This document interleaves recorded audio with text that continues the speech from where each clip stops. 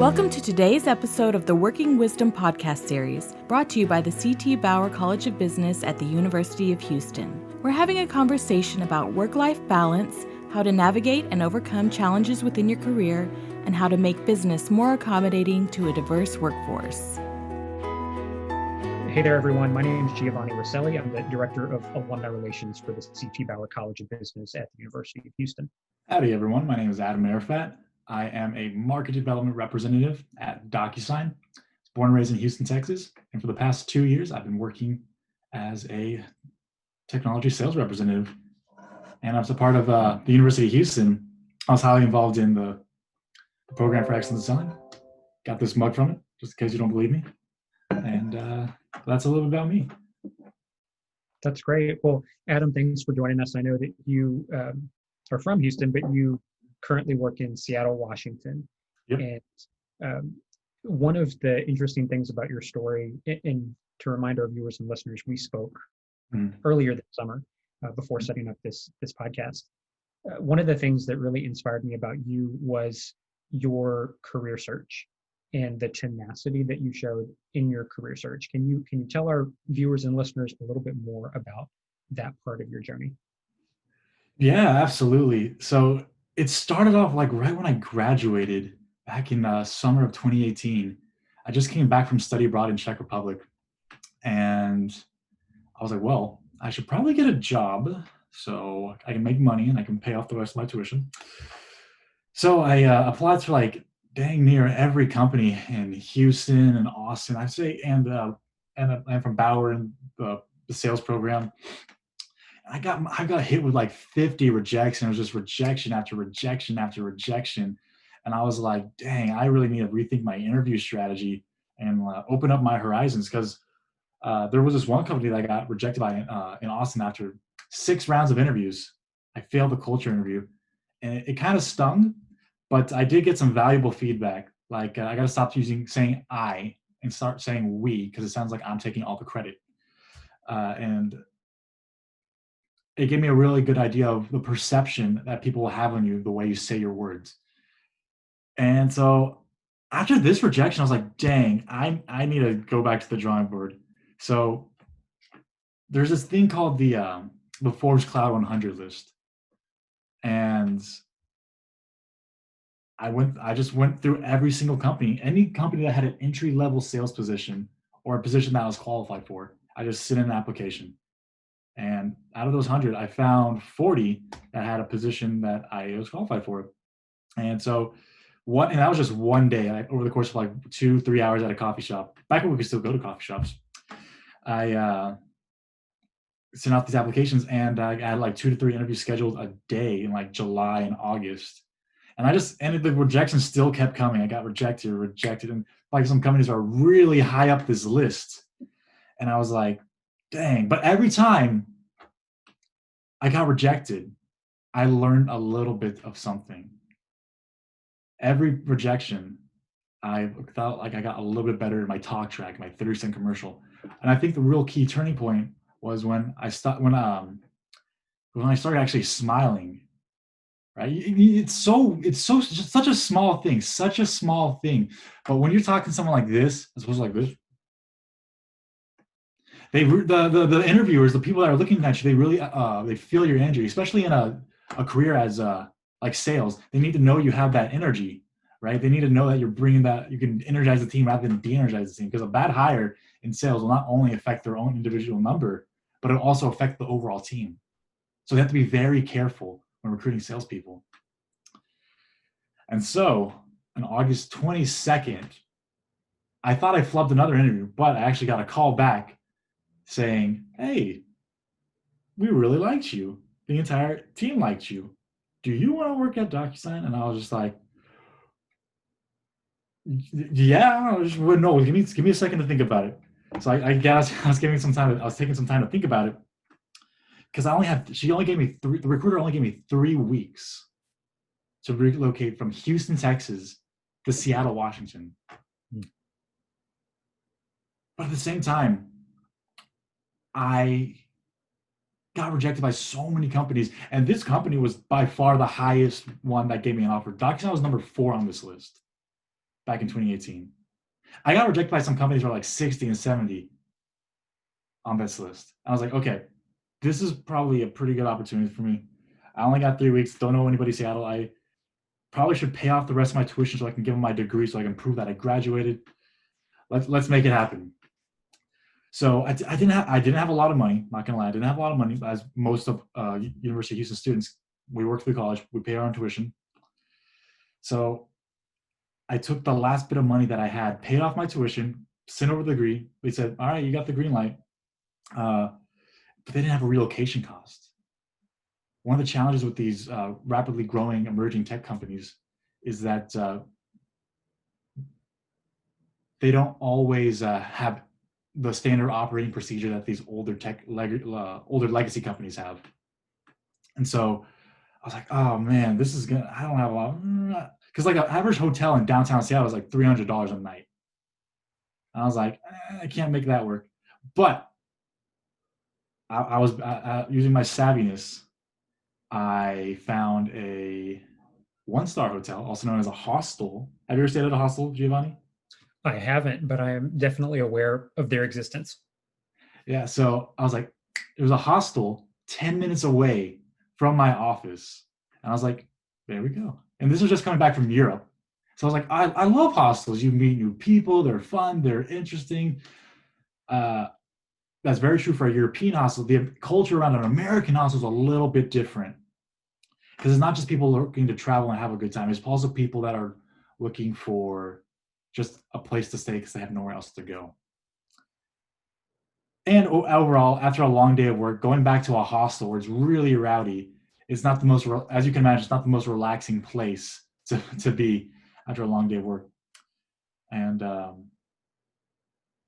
remember like my first couple of days at work, I would just get back home, or not home, but to the hostel. And I'd be trying to sleep at night. I remember this one particular night, I couldn't sleep, not because I was super stressed about making this move to this new city, starting this new job, but really was because there was somebody in the bunk above me and he was just snoring. I can't sleep apnea and I just couldn't sleep. By the way, I don't know if I mentioned a hostel, you share a room with 8 other people on average. You can hear, if one person snores, everyone suffers. Yeah, I appreciate you sharing that, because unless our listeners are world travelers, they might not be familiar with the hostel concept. Yeah. And he was just snoring. And all these thoughts were going through my head of why did I move out here? I don't know anybody here. You know, I didn't sign a lease yet. I could just go back home and keep looking for jobs. And that thought was really on the edge, the top of my head. I was like, I don't know if I want to stay here. This is, I don't know if I made the right decision. I'm not feeling so happy right now. But I thought, if I stay here, will I grow? And that's like my personal mantra, and what I like to always chase is growth. And society grows, people grow when we challenge ourselves, and we stagnate when we do not, right? And so I thought, new city where I don't know really anybody, first real career out of college, high cost of living. If I can stick it out here, at least for a year, it'll definitely be a challenge, and I'll definitely grow from it. And so I stuck it out, and it's been over 2 years now, and we're still rolling with it. That's where I'm at. That's great. Well, thanks for sharing. And, you know, as much as I would like to say, well, first off, I will stop and say your story is quintessentially Bauer, and by association, UH. We hear similar stories all the time from our alumni. I'd like to think that the university and Bauer have a filter that they select, and they're very good at identifying the grit and the determination that our alumni seem to have. However, I guess I want to flip that and maybe pose it to you as a question. How much would you credit the college and the university for kind of teaching you that tenacity and that grit, and how much of it is innate to what you personally bring to the table? Was what you have personally enhanced by your education at Bauer? 100%. There's a reason why I have this degree right here. Bauer helped a lot, but where I really got my development and where I understood where growth comes from challenge is when I was part of the sales program. Like being in a class where you have a quota, it's uncomfortable. Calling someone on the phone and being like, hey man, you want to join my golf tournament? It's nerve-wracking. It's really nerve-wracking. It's scary. And like up to that point, I only did like retail sales when I was working my parents' car stereo shop. So I was like a pull sale, just waiting for people to come in. You're not really trying to like build your own clientele. This was like a much more different thing. So that got me out of my comfort zone. It really got me to understand how hard it is to drive business. And then when I got into all these other high-level sales classes, it made me realize my big mantra, like I said earlier, growth comes from challenge. Growth solves a lot of problems in my life. And if I can chase that growth, then I'm heading in the right direction. There's an old adage, I don't know if you guys play video games, but they say if you're going in the way towards the enemies, you're going the right way, right? So I like to think that going towards if you go towards challenge, you go towards growth. And I'm all about growth mindset. So reflecting back on your time, or continuing to reflect on your time at UH and Bauer, is there like a seminal moment that you can think on that was your favorite memory of your time there? Or, was there a physical part of campus that you just couldn't get enough of as a student that you kind of wish that you could experience one more time? I do miss just hanging out in Melcher Hall. I'm not like just coming out of class, hanging out with Melcher Hall, like, and just chopping it up with my friends, or my homies, as we call each other. But if I were to say one specific moment that like really helped define my character and like really was a defining moment, when I was in the key account class, we were responsible for renewing the corporate partners, right? And we had this. I was working with this partner that didn't have the best experience with us. I wasn't sure if they were going to renew. I didn't know if it was going to be the best situation. So they're located in Dallas, and we're in the parking lot, and it starting to snow. And our corporate relations manager at the time turns to me and says, "I'm about to walk in to our most conservative partner, to a meeting with our most conservative partner with blue hair," and I was just like, "Thanks, I needed that." And I was like, and so we go into this meeting. I'm nervous because it's so like I have a key account team, and this is a team sell.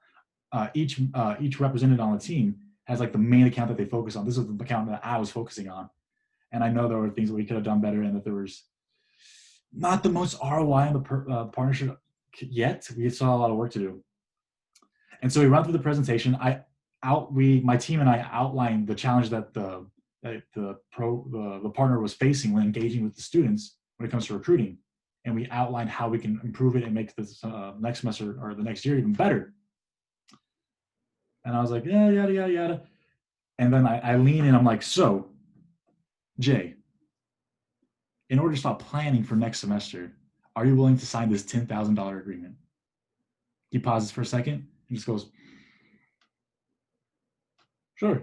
And I'm like sweating visibly, like, is he gonna say yes? Is he gonna say yes? And he's like, yes. So I take take the agreement. Back when we used to use paper, I don't use paper anymore, but back when I used to use paper, I took it on the table, I slid it across the table. He was about to sign it. He was like, wait a second. And I'm just like sweating. I'm like, oh my God, he's gonna sign it? He signs it, he passes it back to me. I pass it to our director of corporate relations. He verifies it. And then a few days later, I get the email, closed one, they paid $10,000, and we had another year-long partnership.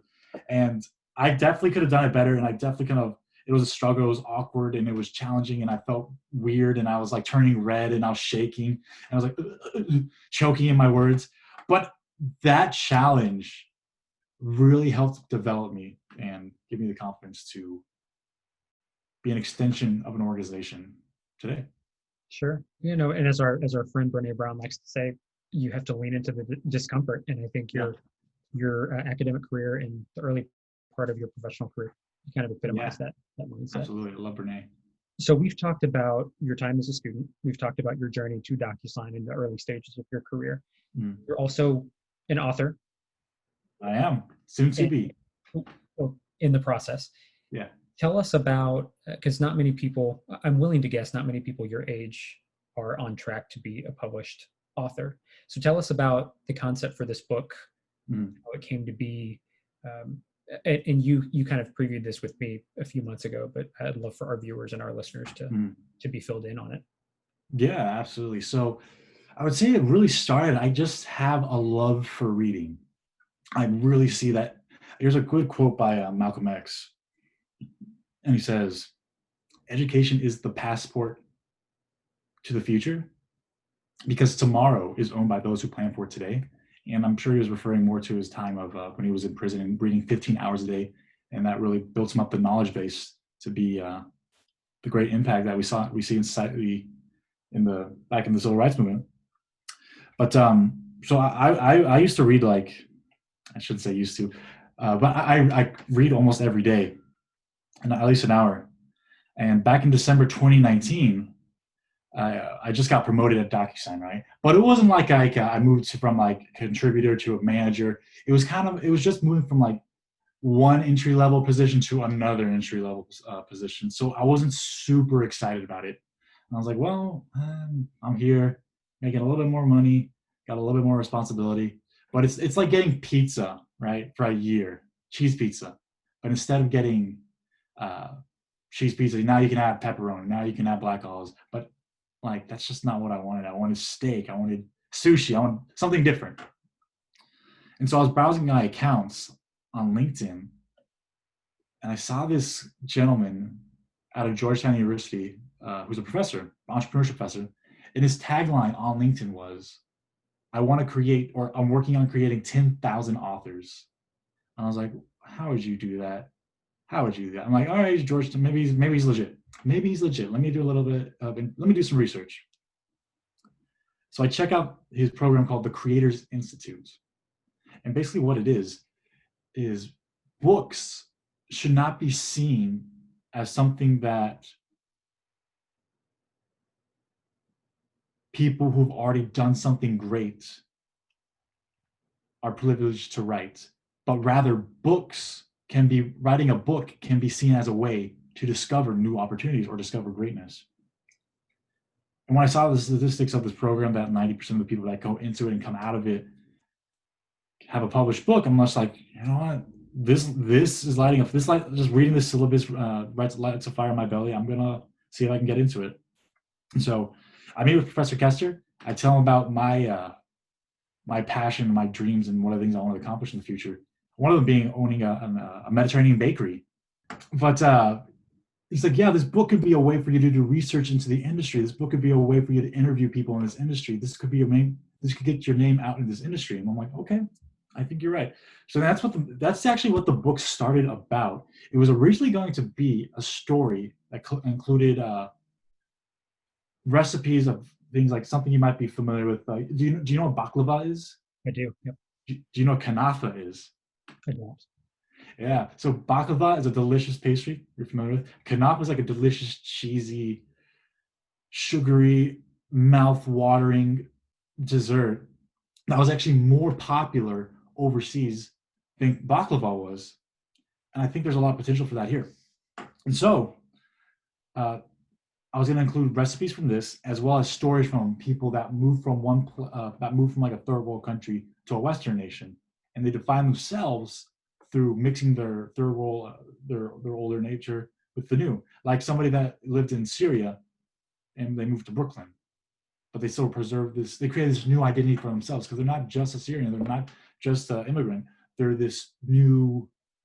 They have this new thing about them.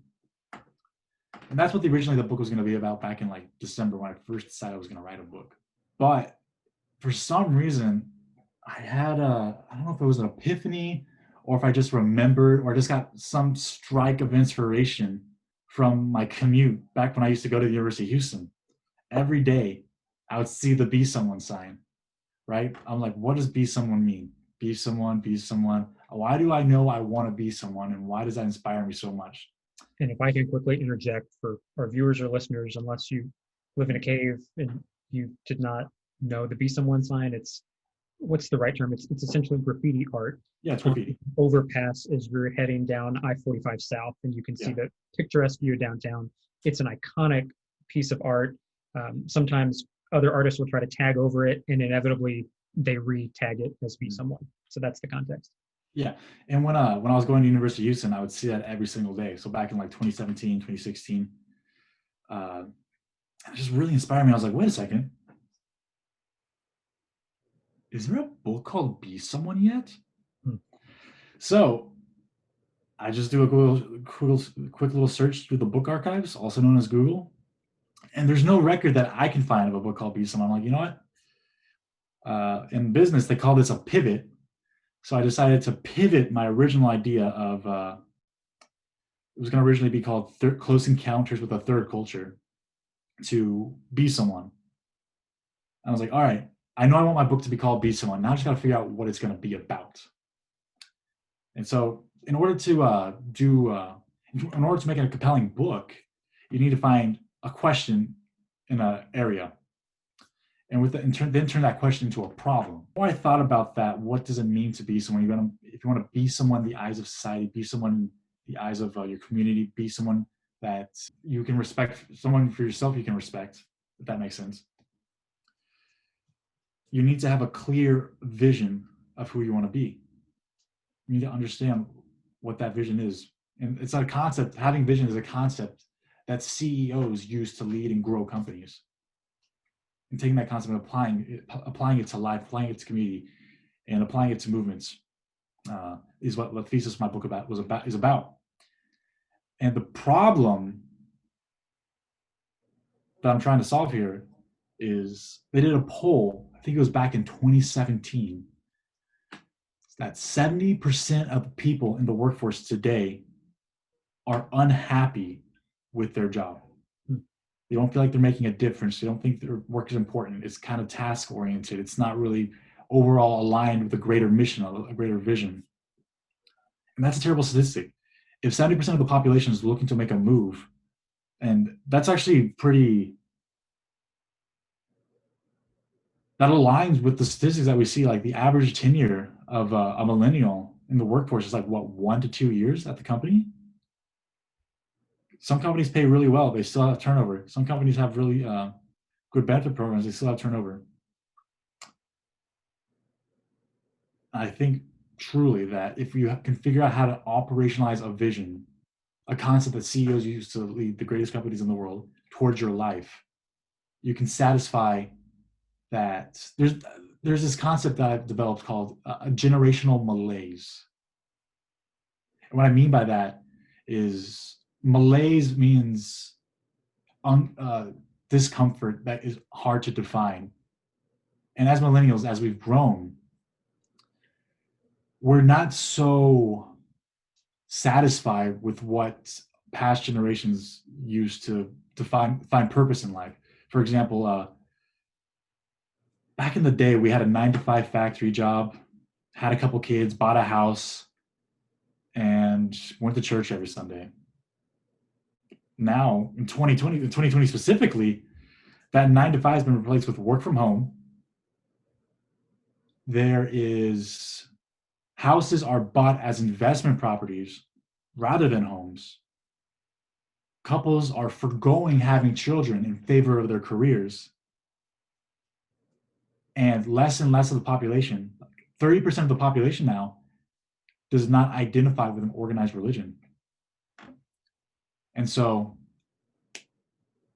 my book, if you can figure out how to operationalize a vision for yourself, I really think we can solve this generational malaise that is plaguing millennials and Gen Z, and just understand what motivates this new generation of worker.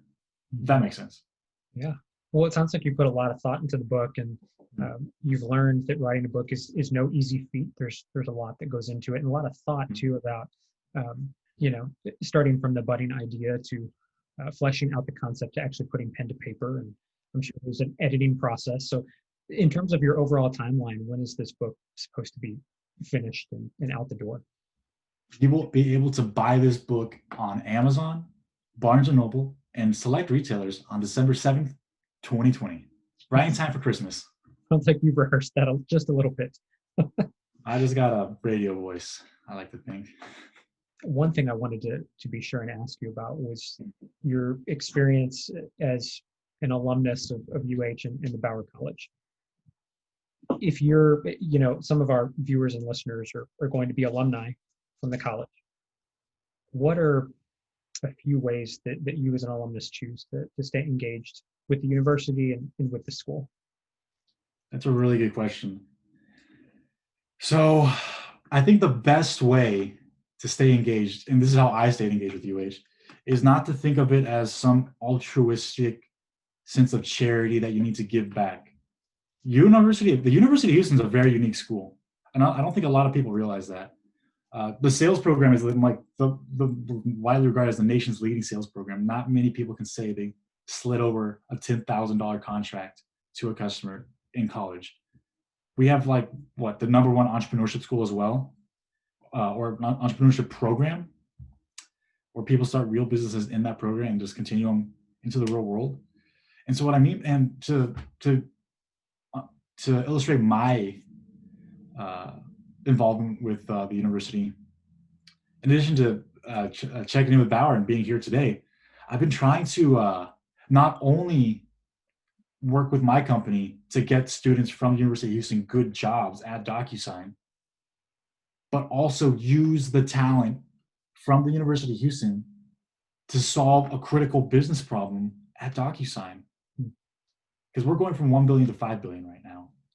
And as we grow, we're trying to get as many diverse perspectives as possible, because there is clear strategic advantage from having a diverse, equitable, and inclusive work culture, from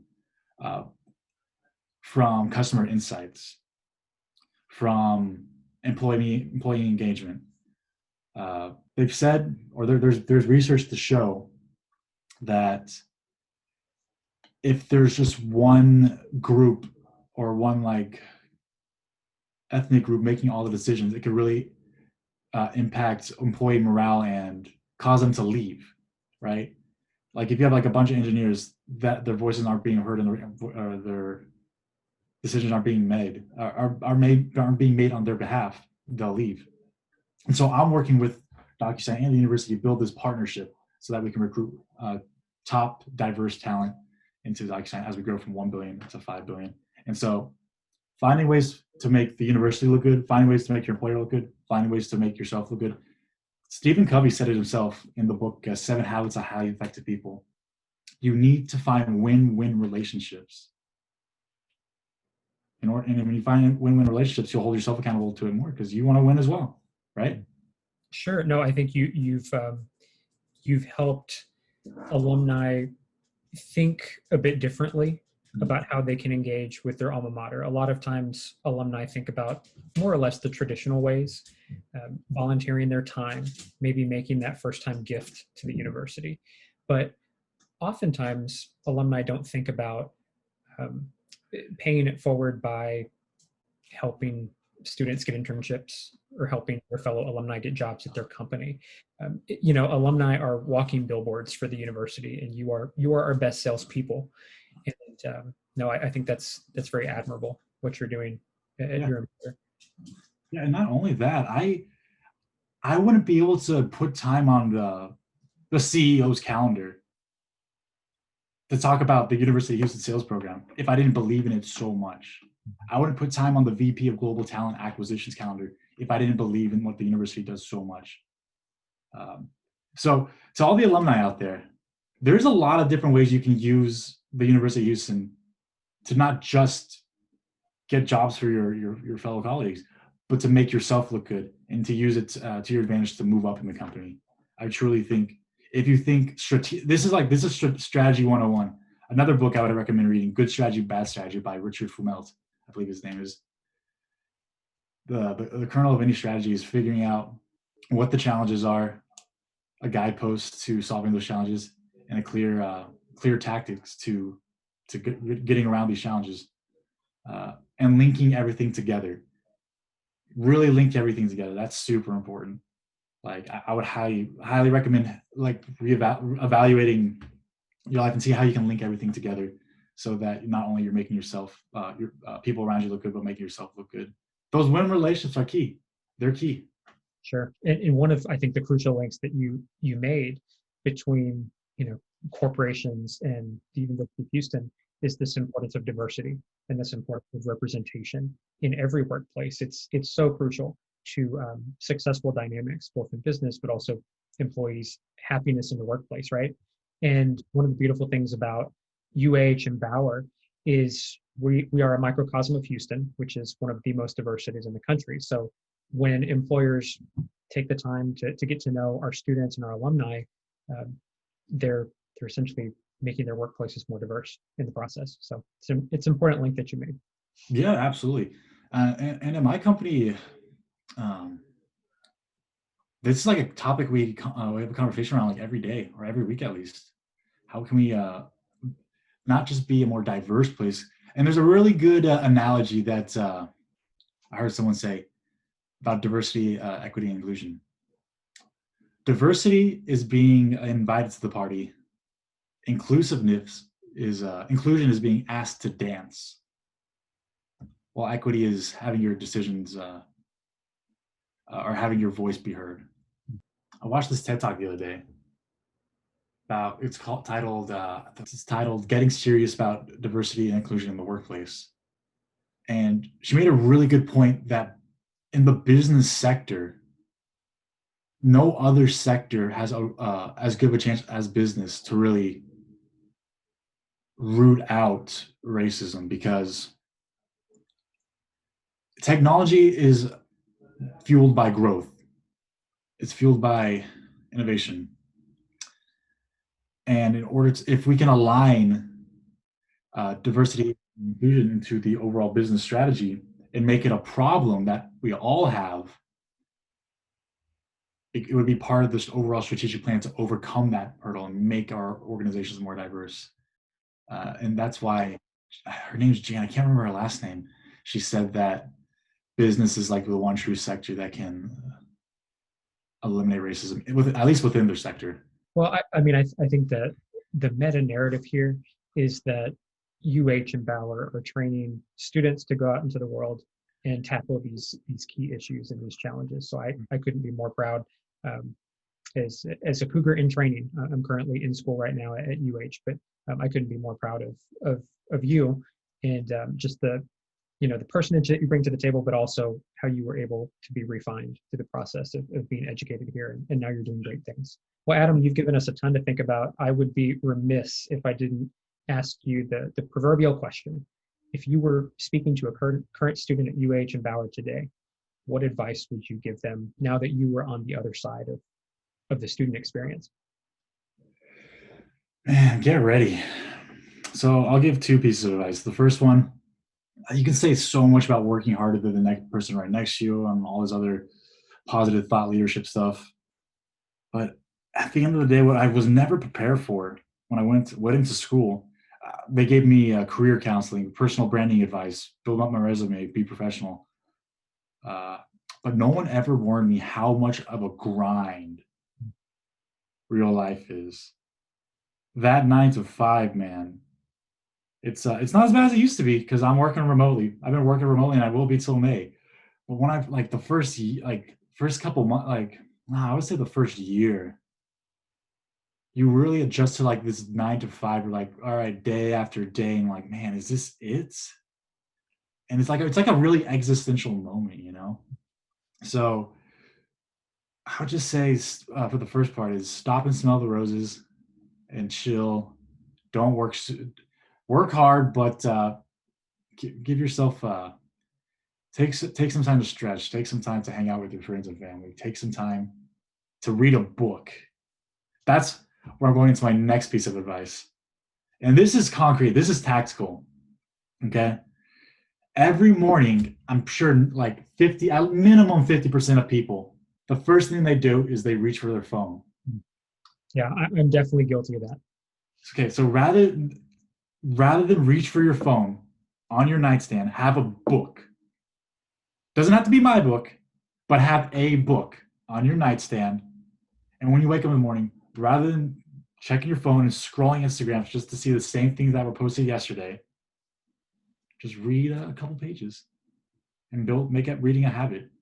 Because like Malcolm X said, and how I referenced earlier, education is the passport to the future, because today or tomorrow is owned by those who plan for it today. And that's the advice I would give my alumni and my future alumnus, if that's the right term to define. That's great. Well, Adam, I can't think of a better way to sign off on this episode of Working Wisdom. Thank you so much for your time, and look forward to tracking your progress as you continue to move up the ladder. All right. Thanks, Giovanni. Thank you for listening to today's episode of the Working Wisdom podcast series from the CT Bauer College of Business, brought to you by the Inclusive Leadership Initiative. The initiative aims to develop inclusive leaders and family-friendly cultures that support business strategy and superior business performance. For more information about Bauer and this podcast series, visit www.bauer.uh.edu/podcast.